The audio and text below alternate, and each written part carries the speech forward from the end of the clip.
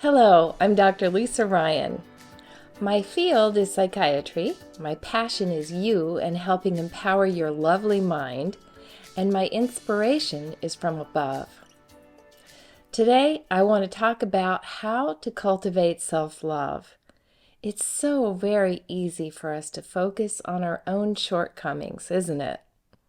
It's also easy to criticize, aka judge, ourselves. But if we allow our focus to spend much time on these thoughts, we can get stuck and actually hamper the growth in the very areas where we want it. In this video, I'm going to help you identify your many strengths and teach you how to acknowledge them, build on them, and handle yourself with kid gloves. In this process, you open the door to becoming happier and growing in all areas of your life. That's saying a lot, but it's true. So let's start with this. When you love someone, do you love them for their perfection?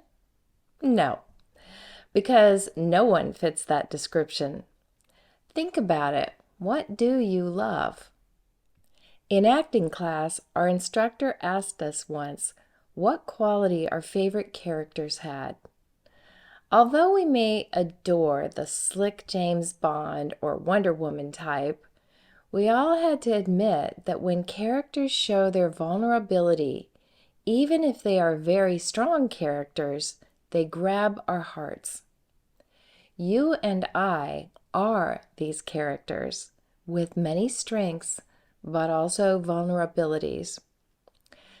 Let's put an arm around ourselves and give ourselves the love and encouragement that everyone needs. Being a doctor has allowed me to hear many deep stories. No matter how people seem on the outside, there is a human who is vulnerable and lovable on the inside.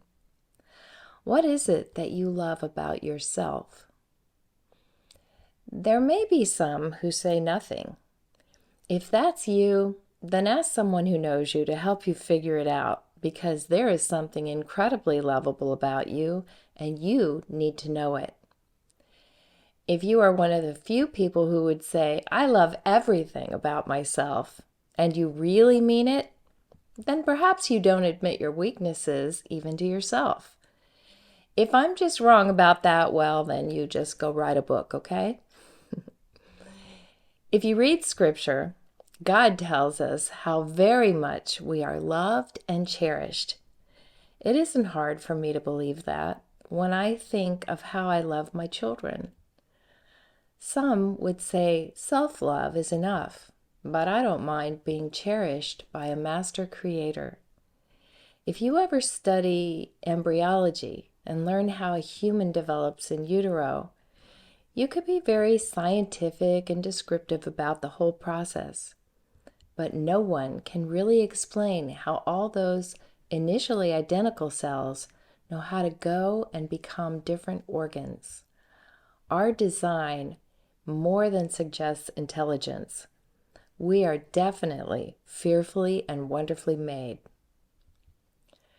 So, being the amazing creatures that we are, what is it that we can love about ourselves?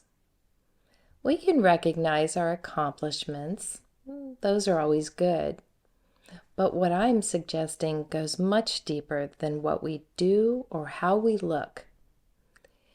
If we imagine seeing the innocent baby we once were, we will look at him or her and see something spectacular and of great worth.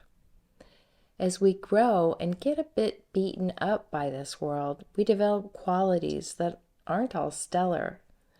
Our imperfect personalities show up, but that doesn't remove our value.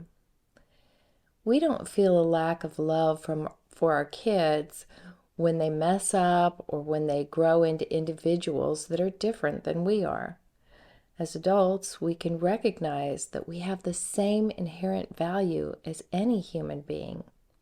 Human beings need and deserve love.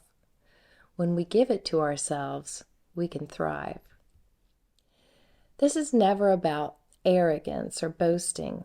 This is about showing compassion and care to the precious soul we see in the mirror every morning. Even if we don't feel too precious, we are. You are. For many, a faith in God reinforces what I'm saying here all the more. How do we give ourselves love? I was doing a support group once, and a woman there said she didn't know what showing herself love and self-care would be. It was sad because she really didn't know how to care for that sweet baby, now woman. It was explained to her that taking a relaxing bath, enjoying a favorite snack, drinking delicious hot chocolate, or spending time in nature were all ways of showing herself love. One way to show loving care for self is to take a break. When I started medical school, a wise senior student told me that no one would ever give me time to eat or take a break or even go to the bathroom. This student explained to me that I needed to care for myself and do whatever was needed. This was some of the greatest advice ever. I didn't shirk duties, but I allowed myself to take time, even if it was very brief, to do the things I needed to do without feeling guilty or worried. Paying attention to physical or mental limits is good self-care/love.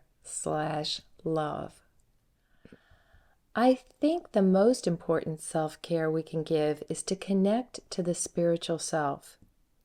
We can do this in many ways, but faith, books that input good into our souls, and walks in nature are all important.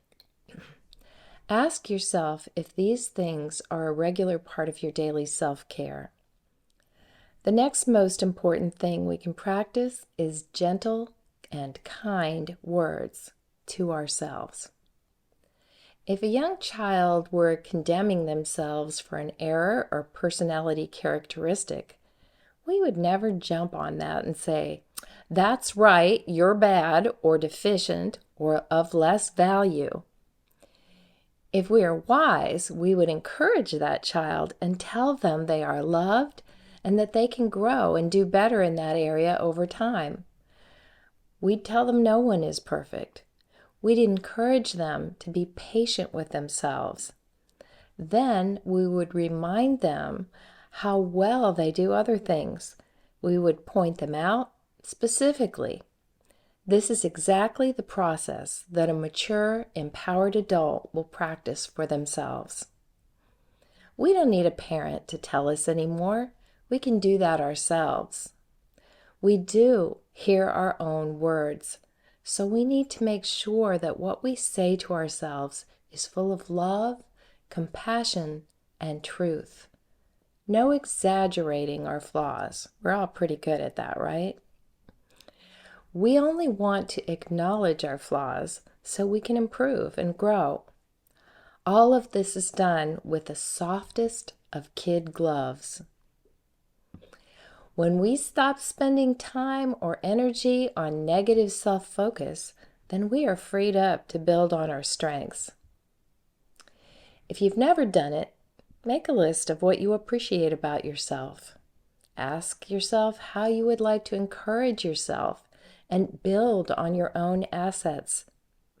There is probably something in your soul that calls to you. Answer the call. While you're at it, acknowledge your own journey. No doubt you've had to overcome some obstacles, and yet you are still here. Good for you. Anyone who would watch this whole video is interested in doing well by themselves. Give yourself credit for that. I give you credit too. I know you know someone who could use the message of this video. Show them care by passing it forward. I did another video called You Choose Blessings or Curses about how to speak to ourselves. And another is called OMG, Laughing at Me. Laughing is always a great alternative, So much better than being critical of ourselves. Plus, we have a good time then. Yet another video called Experiencing Awe will give you scientific information about the healing nature of being in awe, often experienced in nature. Honestly, there is no good excuse for being unkind to yourself. Instead, we have a responsibility to actively encourage ourselves. As far as other people go, if you hang with negative crowd or best friend, it may be time to grow into a new relationship. That is difficult, but it is part of growth that benefits you and those around you. Precious person, it's time to close, but I want you to know that right through this lens, I see your beauty. Make sure you go and see it yourself and find ways to regularly enhance it. When we tolerate and care for ourselves, we can do it for others too. And that, my friend, is beautiful. Till next time.